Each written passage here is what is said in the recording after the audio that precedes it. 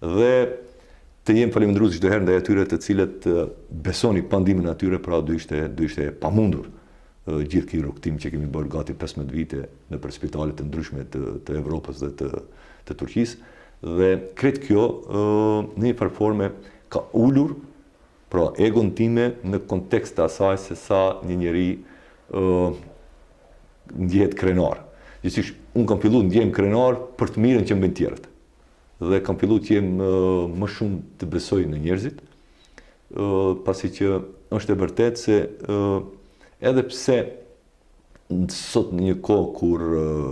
është tollovit